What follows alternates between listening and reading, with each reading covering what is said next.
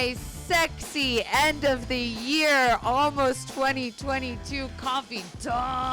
Welcome to another episode of Confidently Insecure, the podcast where we are absolutely sure we don't know everything.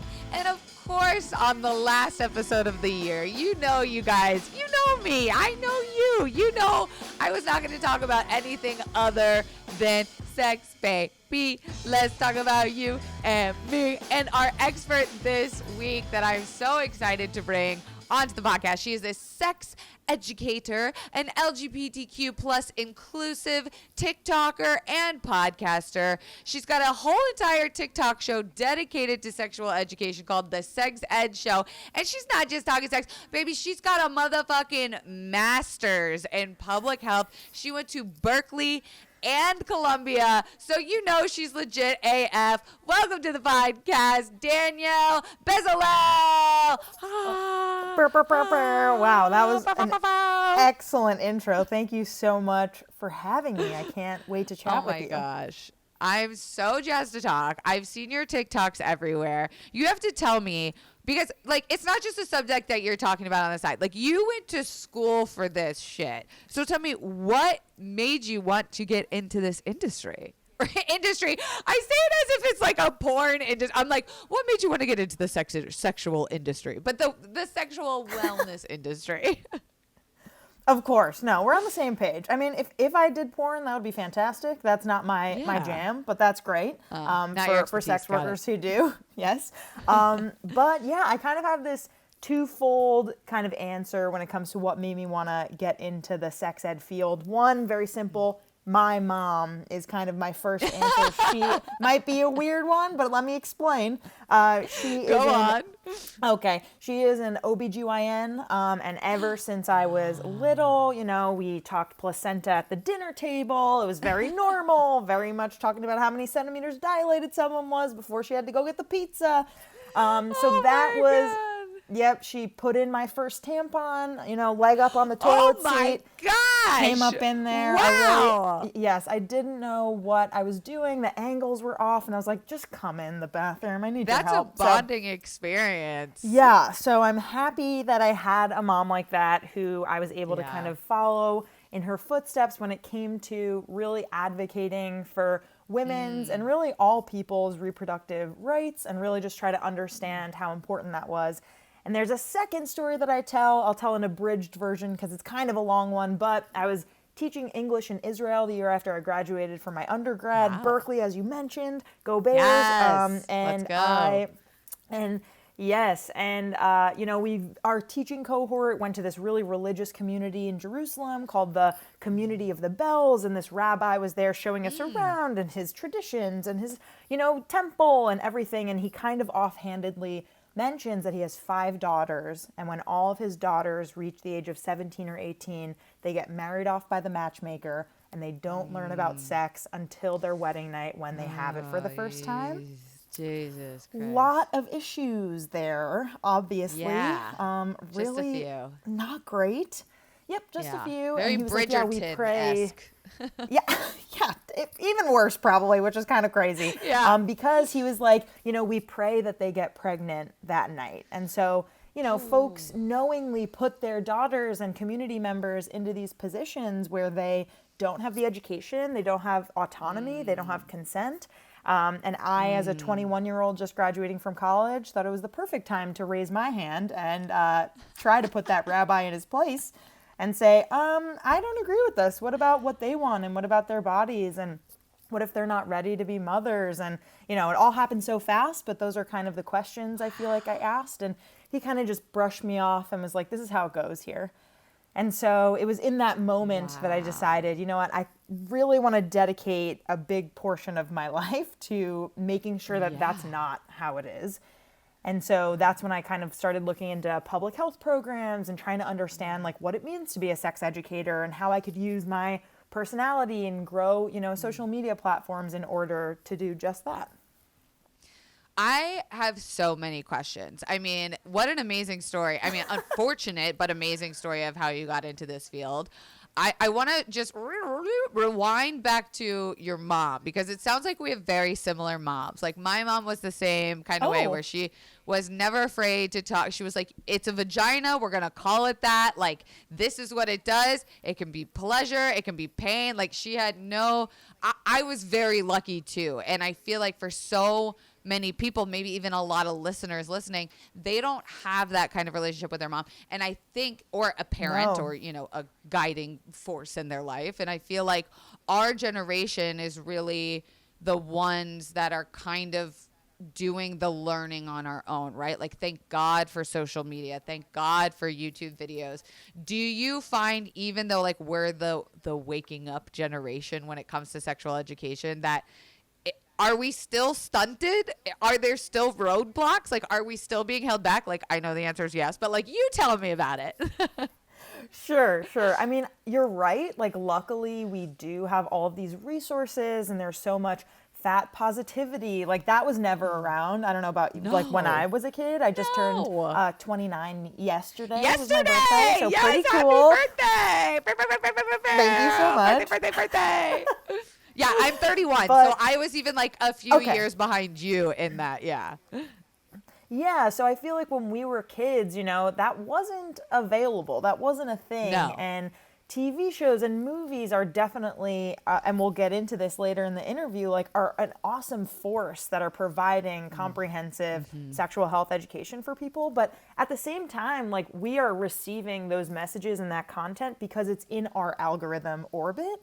And so what are people who don't follow sex positive comedians, sex positive personalities, sexual health educators, are they receiving that? Like maybe not.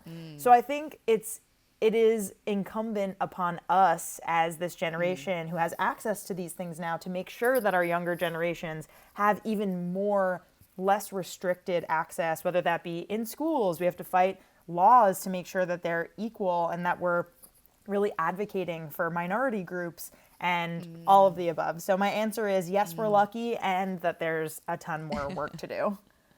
100%. I grew up in Florida, which was a very religious upbringing. And I found with my sex therapist, when I was seeing a sex therapist, this was when it was like 2015 when I started, that my biggest struggles getting through so much of my sexual journey was that shame associated with religion.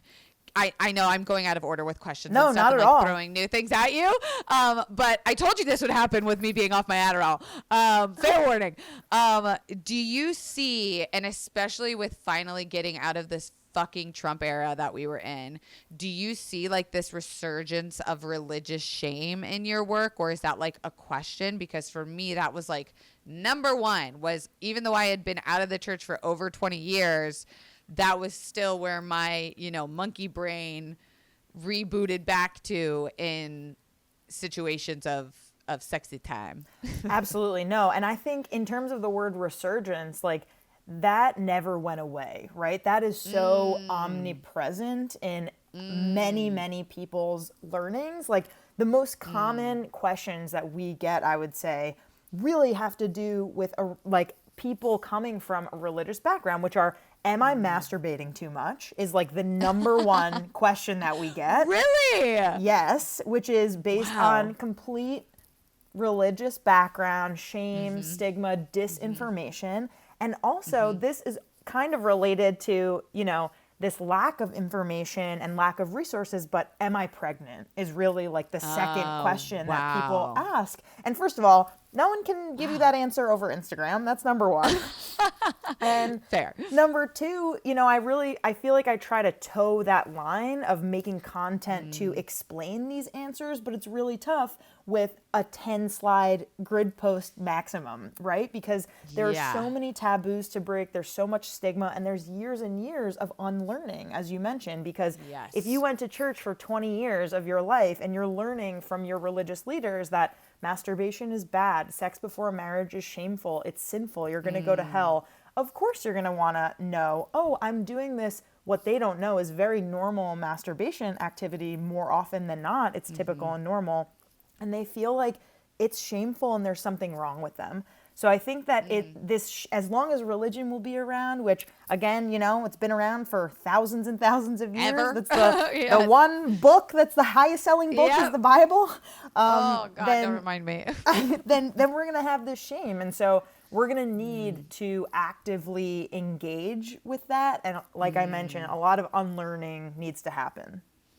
Tell me about unlearning, because I think that that's applicable to so many feelings with sex, right? Like I just finished, I'm sure you watched Sex, Love, and Goop on Netflix. I actually haven't watched that. Oh my gosh, you haven't? Okay, I normally don't give like recommendations on this show, but it was so controversial. I had heard about it before I saw it actually on my Netflix feed. And I'm like very meh about Goop and Gwyneth Paltrow and like her white woman wellness stuff. But I'm really glad we're on the same page about that, because I was like, no, are you a Goop fiend or what is it? No, not at all. And like I saw some of her wellness stuff and I was like, this is interesting. And I think in an entertainment format, she's doing good work. I'm not going to buy anything from her, but in this subject particularly, I had heard about it on other podcasts and on like Twitter and stuff before I had actually seen it, because there is a therapist who works with a lesbian couple who practices actual body work, like physical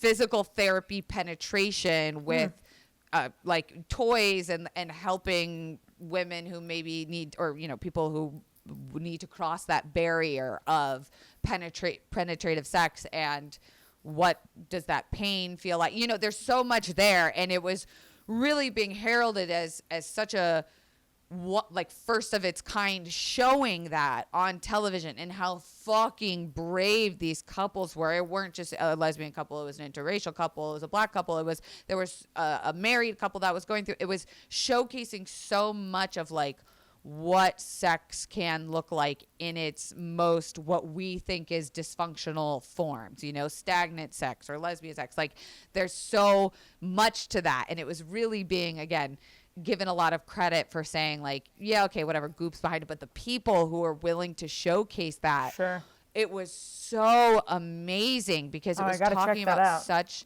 it just get past the Goopness of it all. And I say all of that to bring it back home to, I'm sure you've gotten, lots of very specific and personal questions pertaining to individuals, but there's this overarching advice, I'm sure, of unlearning that we have to do. What is unlearning with sex, and how the fuck do we even get started? Totes my goats to all of that. I think, Jobin. Yeah, all right, Jobin. I think that there is so much involved in what it means to unlearn harmful sex education. I think for each person, it really depends on your medium of learning. If you are someone who is an auditory learner, check out some podcasts that you really like, that the hosts make you feel comfortable and engaged and like you're learning something new. If you're someone who's an audiovisual learner, there are so many awesome YouTube shows and channels and videos that can help you understand what is going on with your body. And there's age-appropriate content for all ages 5 to 100. And I think that that's a piece of it, right? Is the fact that we have this idea that sex education is just a one-and-done class in middle school, and you learn about your period in 5th grade, and the boys and the girls are separated, and that's what sex ed is. And the reality is that sex ed is a lifelong process that begins in kindergarten and ends when you die, basically. And there is age-appropriate content for every single person out there. Are you talking about sex with kindergartners? No. Are you talking about sharing and being a good friend and boundaries? Yes, there are ways to appropriately discuss those things with kindergartners.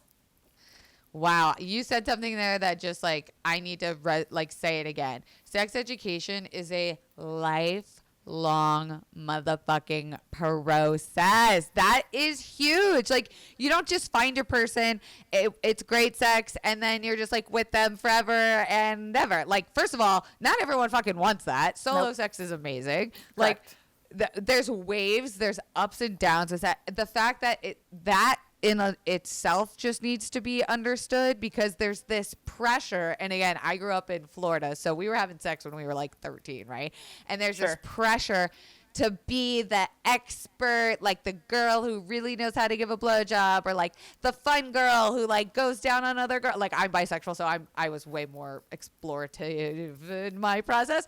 But like, there was this pressure to be an expert at sex by the time you're like fucking 21. Yeah, no. And it's like, you are not having the best sex of your life at 21. I mean, unless you're very like grew up in like a fucking ashram, or your mom's like a somatic therapist or an OBGYN or something. Like, I just have to assume no one is having the best sex of their life until you become more self-actualized. I don't know if you maybe you can give more clarity to that. No, I completely agree. I mean, I think that, again, when we're defining sex, I'm so glad that you brought up masturbation and solo sex, because that sex with yourself is possibly the best sex that you're ever going to have, because you know your body the best, and you can have a partner or multiple partners who you can guide through your process of what feels good, but nothing is like your own body and your own intuition. So I think that in terms of, quote, the best sex of your life, unquote, like that really, to me, when you're talking about partnered sex, is when there's open and honest communication, when there's like real questions happening to try to understand what the other person's body likes and what you want and your desires and fears and vulnerability. There's a lot of communication that leads to really good sex, and it's never a straight line upwards towards, oh, because I've been with this person for longer, that means the sex is automatically better.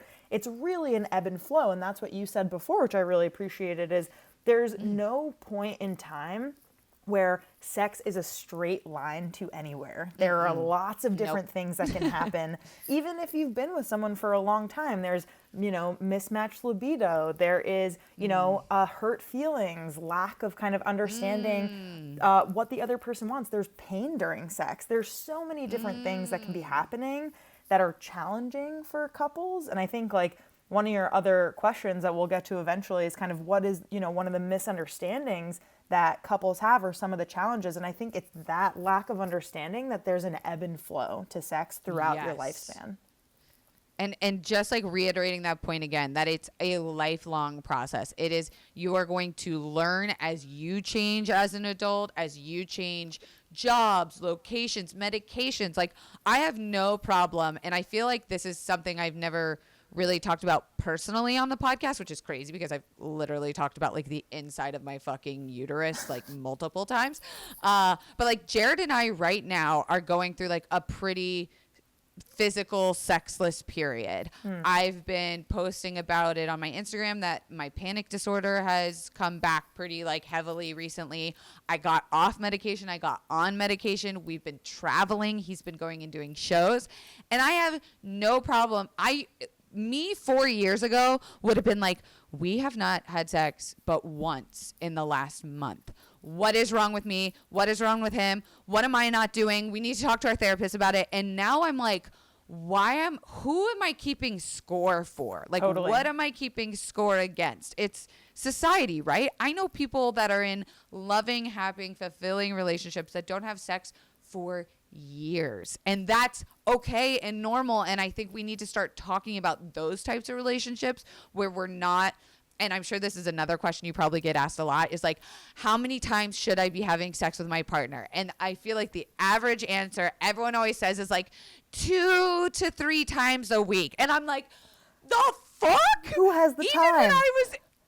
Even when I was in like the throes of the steamiest romantic new relationship energy, fucking honeymoon phase, whatever you want to call it, I was not having sex consistently 2 to 3 times a week. I am just not that person. That sounds high to me. I don't know where you got that stat. I feel like it's what I hear. Sex is in the City, like, probably. Oh, probably. Yeah, Samantha's like once a day, darling. Yeah, no. No, I feel it really is dependent on the couple, and like. Again, there needs to be more open and honest communication. If both partners are like, we don't feel like it for the next couple of weeks, especially, we don't really talk about this, but for new parents, are you kidding me? Like, how is there this expectation? We don't really allow ourselves the ability to heal, whether that be from bodily changes, from medication, from trauma. We kind of set this expectation for ourselves that we're on this set schedule, and that's just not the reality of our situation. Confidants, I feel like at this point you should be able to do this ad with me because what do I believe in? Affordable therapy for all. This isn't just an ad read. This is a company that is very close to my heart. Y'all know I'm talking about BetterHelp. It is the app that has facilitated great therapeutic matches for not only me, but a ton of my friends and family. And don't worry, it is available worldwide. They are licensed professional counselors who are specialized in things like anger, LGBT matters, gay, grief, self-esteem, I hate myself, trauma, that was a ghost traumatizing you, and sleeping. Everything you share is confidential, convenient, it's professional, yeah, sure, and affordable. You can check out testimonials posted daily on their site, and my favorite part about it is if you don't like your therapist, baby, it's like Bumble. You can just swipe right through to get a new one, new match, get matched in under 24 hours when you sign up. So many people have been using BetterHelp that they are recruiting additional counselors in all 50 states. I wonder if that pandemic has anything to do with it. And I want you to start living a happier life today. As a listener, you'll get 10% off your first month by visiting BetterHelp.com/CI. Join over 1 million people taking charge of their mental health. Again, that's BetterHelp, HELP.com/CI. I mean, that's like huge what you just touched on too with new parents, because I have friends that are popping out babies left and right. And again, women feel like they are fundamentally, physically a different person after having children. And the men are kind of just like, well, I'm giving them like zero credit. None of them are like this, but just to generalize what the feeling is, it's like, well, I don't know. Now we just have a baby. I don't know why we can't just go back to, and women are like, my body, emotionally, hormonally, my day-to-day experience, everything is different. Is there, I don't know, any advice you can touch on with new parents with sex? Totally. Yeah. I think that it is super important to do things that really nourish your body in other ways that aren't necessarily sexual, but maybe that has to do with really getting cozy, whether that be, watching your favorite kind of movie or TV show that like make you feel calm, whether that's like stretching, making sure that you're actively drinking enough water, like really just covering your bases, and then trying to understand, okay, like if penetration is off the table, what are other ways that I can be intimate with my partner? Whether that be like cuddling, physical closeness, maybe it's outer stimulation with nipple play or erogenous zones, or outer clitoral play for people with vulvas. And I think that as long as you are open and honest about where you're at, maybe none of that sounds good, and that's okay. And maybe it's just like you want food and you want sleep, and that is what's gonna feel best for you. But my best advice would just be to take your time and try not to put pressure on yourself, and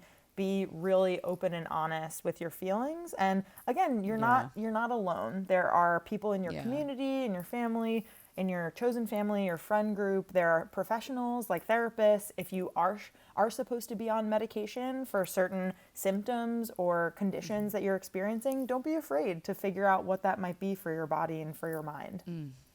And I think it's worth reiterating too in this like timeline process that like, I'm only reiterating because I'm having these awakenings as we're talking, that like you are only tallying numbers against yourself. Like society has told you something and you are only resubscribing that thought every time you're like, well, it hasn't been enough, or we're not doing it, or like it's been 6 months since, we've had the baby and we're not intimate. Like that is just a number, period. That's all it is. It's a number. And what feelings you subscribe to that, I think, are what matter, right? Like if you feel like personally there's a fire inside of you and you've been wanting to rip your partner's clothes off and they aren't reciprocated, like that's a different feeling. Exactly. From this number that just feels like it's looming over my head of like we don't have sex enough or as often enough, or I'm not having sex with enough people or too many people. Like, right. I wish we could all just blank slate, like etch a sketch ourselves with all the sexual education that we've had. And that's like the tough thing though about social media is like we're getting these ideas from media, right? And from our friends. And so there is a positive to gaining this vault of resources and information and positivity. And on the other side of it, it's setting our expectations as to what our personal relationships and sex lives should look like. And so I think exactly what you're saying, fuck the expectations. But if you are someone who wants that and you're desiring that and something is off, chat with a sex therapist, chat with a pelvic floor specialist, like chat with people who are experts in their field who can advocate for you to get you to that place where you want to be in your relationship.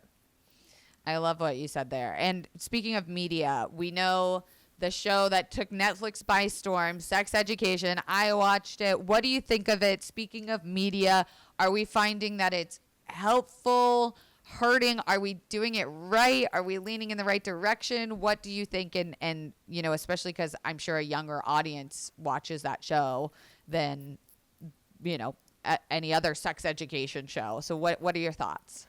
Yes, I absolutely love the show Sex Education. I think that I've seen all the episodes. I'm completely up to date. And there's so many wonderful things about it. It is inclusive. It's funny. It's entertaining. It's medically accurate and science-backed because some of their writers and consultants are real sexual health educators, which is how shows should be written. They talk about diverse issues and their cast is really incredible. And so I think overall it has done so well because it's quality content that people are craving. I do think that, and I think maybe this is just like a little insider baseball kind of situation, but I do think that their content sometimes as a sex educator comes off a little bit like, and here's where we're now going to talk about HIV. And it's like a little like in your face, on kind of nose, like a PSA, but like, I don't care because it's still funny. It's really like unique and again, entertaining. And so I think like overall it has done amazingly and I would love for it to keep going. I think the fact that it's all, you know, mostly British cast, it's a British production. I would have loved to also see an American version of this because the UK in general, of course, like we're talking about how sex education's horrific in America, probably not as great, but definitely better in the UK than it is here when it comes to universal health care and access to reproductive health and rights. I mean, I'm not an expert on UK healthcare, but I do know that it is a lot more accessible in general than American healthcare is. And so that being said, America needs its own sex education show that is implemented not only in media, but in schools and in laws. And, you know, it's just, I would love to see what that would look like in, you know, based in the US and what kind of content would come from that. I know. I'm like, what would be different? Like, it would have to take place in a big city because I love that show. But I'm like, oh, you guys must be like a small English like countryside village, which people are probably still fucking like crazy. But still, like, I want to see her have to like run into, you know, this type of guy and this type of teacher and authority figure and then go to church. And like, you know, I think an American version would be amazing. I want to take I want to take a left turn and talk about sex toys because I feel like that's an episode that we could do an entire like deep dive into, but I would love to just for anyone listening, especially because I know it's the holidays, maybe you're trying to think of gifts to get people you love in your life. Is it weird to get your best friend a vibrator? Is it strange to buy your significant other a sex toy? Is it gay if a straight guy wants to try a butt plug? Like, let's talk sex toys. Really important questions. Everyone should buy sex toys for everyone in their life. I feel like I love the that. fact that it's still somehow taboo. I mean, me as a sex educator, I do brand deals and partnerships with sex toy companies all the time. And I have so many extra. And I, you know, went to my sister-in-law and was like, take some of these sex toys. And she's like, it's kind of weird. I was like, is it? Just like go do your thing. I don't think They're so expensive. Personally.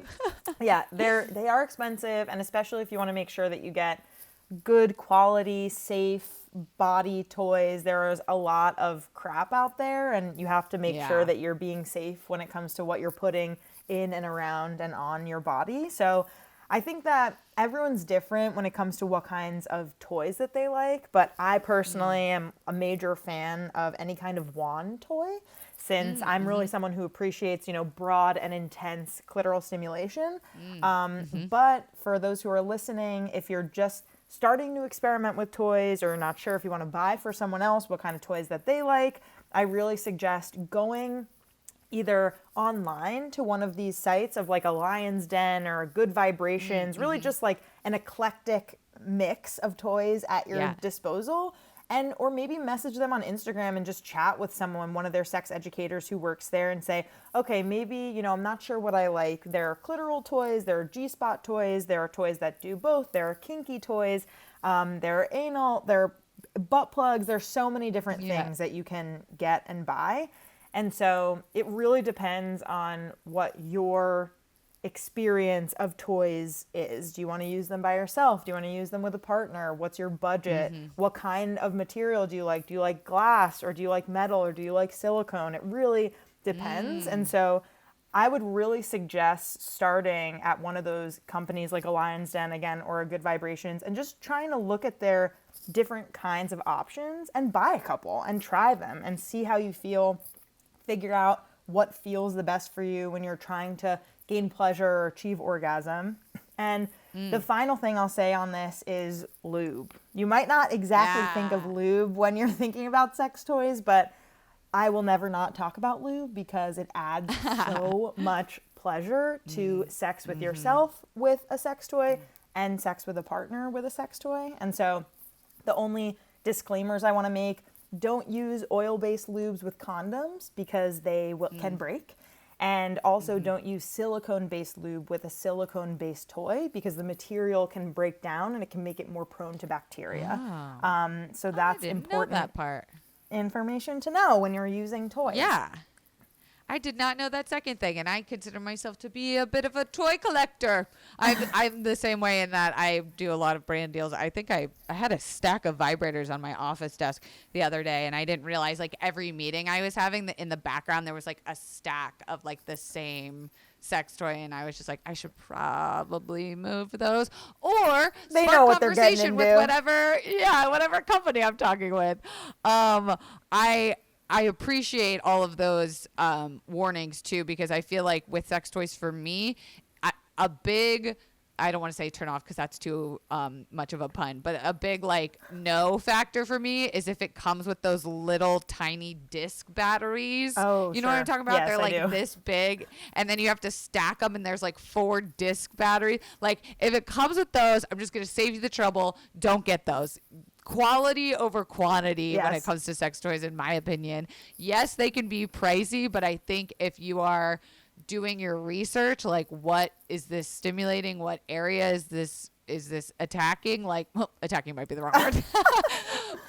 Getting after, then you can make a responsible decision to like invest in something that covers multiple areas, vibrates, suctions, wands, there's a lot of, I wonder if there's like a quiz out there, like a BuzzFeed-esque quiz. Oh, that you what could kind of figure vibrator? out what kind of sex toy. For Like, sure. do you prefer this or this? Yes, exactly. There are That's tons of quizzes out there. I'm sure we can find some and post them in the description of this episode. There you go. But there you go. Yeah, That'll linked below. But yeah, you really don't know until you try and until you invest in. And there's also, like Unbound has like really high quality vibrators at low prices. So if you're someone who's like, I only have $20 right now, what can I really afford? A Bullet Vibe might be a really great option with a silicone outside. You can use it on your clit. You can use it internally. It's small. You can carry it. Like, there are a lot of different ways if you're on a budget like that where you can still buy toys and feel good. My favorite thing about like a lot of these sex toys that are portable is that's always like a selling point where they're like, you can take it anywhere. I'm like, I'm taking it like one place usually. It's either like my room or like on vacation to another room. Like, I'm not like in the McDonald's parking lot like, oh, I wish I had my compactable travel size. Maybe that's me specifically. No, that is true. You have a good point. Right? I'm like, that's always such a marketing angle that I'm like, I think you guys think this is a bigger like travel experience than it actually is. Sure. I don't know. It's just either going in my bag or in my, Yeah, or my drawer. Like those are the two places that they ever go. Exactly. So this was actually a question that I get asked a lot, even though I consider myself like a sex positive creator. I don't necessarily consider myself like a sexual wellness educator or sex educator, but a lot of times people will approach me. I think it's because of the bisexuality and the open relationship that I, showcase to the world. But I get a lot of people saying like, my partner and I are opposites in the bedroom. Like we have a solid relationship foundation, but when it comes to sex, like one of us is super vanilla, and I'm making air quotes because like I fucking love the flavor of vanilla. I think it's delightful. As well, same. But that's like my number one ask is like, what am I supposed to do if I'm super kinky and the other person isn't, or maybe doesn't know if they are? Yeah, I think, again, this is such a couple and person dependent thing, but you're not alone is the first thing that I'll say. There are different flavors of sexuality and different desires, and that's okay. There does not need to be a constant match of desire between partners. And again, the first thing I'll say, like solo sex, that's why solo sex is so important, is because if you're someone who really loves watching porn, or you really like doing or thinking about kinky things or using kinky toys, you can do that on your own solo time if your partner has a hard boundary for whatever reason against those things. But typically in a relationship that is loving and caring, or even if it's a hookup that still is conducted with respect and care and desire between two parties, then that other party, as long as you approach them with sincerity and with an explanation as to why you want to try to open up your boundaries, whether that be with a certain kind of porn you want to watch, or certain kind of sexual act, or certain kind of toy, if they react in a way that says, fuck that, that's weird, that's upsetting, I hate that, maybe number one, they've experienced some kind of trauma around that and maybe don't push it. But if they haven't, maybe they're an asshole, and maybe you don't really want to try that with them anyway, because if you're kind to them and you express a desire that you have, and they meet you with open arms and say, hey, you know what, I'm not really sure about that, but let me think about it, then you know that there's an option on the table, and at least you've approached the subject and said, hey, I've been thinking about this, I really want to try it with you because I think it would be really fun and sexy and intimate. And if they're open to it, maybe you try it, maybe they love it, and maybe you keep doing that, or maybe it becomes part of your routine, or maybe you do it once in a while. And if they're not so into it, maybe there's another thing that you can try that will still scratch that itch, so to speak, without making the other party feel uncomfortable. So I do want to say it's really about negotiation, it's about boundaries, it's about communication, it's really about understanding how you two can meet each other where you're at. And again, even if you've been with your partner for 1, 5, 10, 20 years, that conversation is still evolving and still happening, because new desires, new porn, new toys are always coming out, and new things that pique one or both people's interests still are happening constantly. So I would say it's really, again, about that negotiation. I love that. Like for me, there are things now that I find sexy that I like 10 years ago didn't even know existed. And I think like, I don't even know how it came to that. I think it maybe also just switches with what partner I like am with also. And there's so much out there that I think like if anyone ever feels like they're having too vanilla or stereotypical or like regular sex, like I think that's everyone's fear, right? Is that they are not reaching the bounds of sexual desire that they can. And then there's some shit where I'm like, that's just too fucking much, and too like that seems exhaustive. That seems like a lot of exercise or a lot of movement or a lot of people involved. Like there's the spectrum is so big. And speaking of the spectrum being so big, I wanted to know, shifting gears once more, how has your work as a sex educator changed now that society is so much more open with what sex means? You know, we grew up in the era of penis and vagina, and if you grew up in Florida, it was, and gay people are going to hell. Yes. So, you know, luckily we're not that, you know, vulnerable, you know, anymore, and we make our own decisions, and we've unlearned a lot. I say we being me, but I just wonder, like, how has your, even in school, you know, like how have things, or if have they at all changed in the way that you learn, like, what sex and relationships are? I would have to be honest and say the first thing that's really changed about me when it comes to me doing this work is me questioning and understanding my own identities more and more.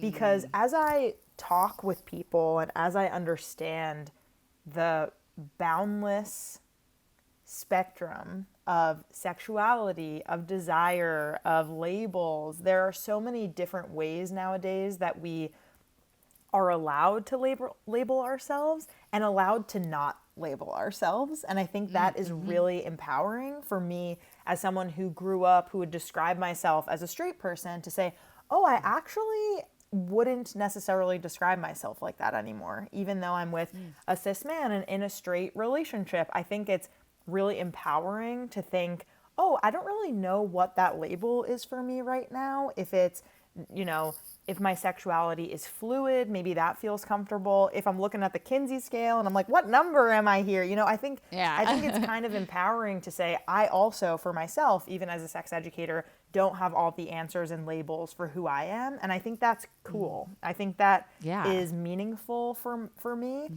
And I can be honest about that with my guests and say, hey, I'm still figuring this stuff out as well. And that is totally okay for everyone to be evolving on this journey throughout their life. Yeah. Because we can't shame the educators either, right? Like, I feel like that's counterproductive, is that we're all learning. Like, there are terms and identities and fluidities that we just didn't talk about 10 years ago. And I think, like, everyone is still kind of figuring it out. Like, you know, the classic question, I think, was always like, what is lesbian sex? Is it scissoring? Like, that was and it's like, why does lesbian sex have to be one thing? Like, we just spent all these years smashing the patriarchy of, like, what penetrative sex is and isn't, and why do we have to, like, I say this often on this podcast, Jasmine Robin said this, but labels are to make other people feel comfortable. So if you're in a relationship and you're like, I don't know what I like and don't like and am discovering about myself and my identity, I think it all goes back to this beautiful thing that you said in the beginning, is like, this sexual wellness journey is never ending. It starts, you know, whenever you are sexually comfortable, and it ends the day that you die. And that is constantly changing, and I think will continue to change as society changes, right? Like, Completely. What are your hopes maybe for the future of, like, sexual wellness and education? Oh my God, I have so many, since we're doing so poorly right now. So really good to hope, I guess. End on a high note. Yeah, let's end on a high note. I mean, this is a wild fact, but only 18 U.S. states require sex ed to be medically accurate. So that's where we're at with that. Like, something less than 15 states require sex ed to discuss consent in the classroom. There are so many upsetting stats that I can share, but I'll just stop at those two and say my hope for the future, and however long it'll take to get there, I hope sooner than later, but my hope is really that all young people, really all people, but predominantly all young people, get access to comprehensive, queer inclusive, science-backed, medically accurate, age-appropriate, pleasure-centered sex education. Oof. And I think that if we keep having these conversations, we keep making media and keep having people get excited about these kinds of conversations and this kind of learning, and we have advocates doing the hard work of fighting those lawmakers, making sure that schools are being put in the right place to have their teachers facilitate those kinds of conversations, we will get there with time. It's like thinking, like, my 5th grade teacher, Miss Lafredo, did not sign up to be a fucking sex educator. Like, she did not. No. That was not her job. Why did we make our 5th grade teachers one day out of the year become, like, the most fucking, like, uncomfortable. Why did we do that to them? She was probably That is great, but very unqualified, I'm going to guess. Yes, like, oh my God. As if you don't already see your teachers in a certain way. Like, gee, that's what made me laugh. But also, I think what you said about what kind of hope and what kind of sex you hope for young people, I feel like you need to make that into merch. We like, have it. We have it. We actually have, with the thing I just said, in whatever order of those words, we have t-shirts, we have stickers, we have mugs, we have masks. I'll send you some links. Oh, I was going to say, absolutely. Like, Jesus, the marketing influencer in me can't help but realize, like, that was such a good way of saying that. And there you go. You're 2 steps ahead. But speaking of all the merch and where people can find you, Danielle, please, you've been such a great guest. Please tell the confidants where they can find out more about you and your sexual education. I would love to. You can find us on our website, sexedwithdb.com. If you're on all the socials, on TikTok, we are at sexedwithdb, as well as on Twitter at sexedwithdb. On Instagram, we're at sexedwithdb podcast, and on Facebook, we're at edwithdb. Check us out on YouTube. Really listen to our podcast wherever you get your podcasts, Spotify, iTunes, Apple Music, whatever they're calling it nowadays, SoundCloud. Yeah. Feel free to listen in, and we are going to be coming out with a new podcast season in the spring of 2022, so tune in. And if you want to catch up on the seggz Ed Show, you can watch that on our Reels, on our website, and on TikTok and YouTube, so check it out. That was fantastic. Couldn't have said it better myself. All of that will also be linked below, confidants. Make sure to check out those podcasts. We love a podcast share here. And oh my gosh, I think this is the last episode of the year. Let me check my calendar really fast, but I'm pretty sure I feel this is honored. the last episode of the year. Yeah, holy shit. What a year it's been. I can't think of a better way to tie a bow literally on the end of the year. Send us off into the new year with such confidence and sexual education.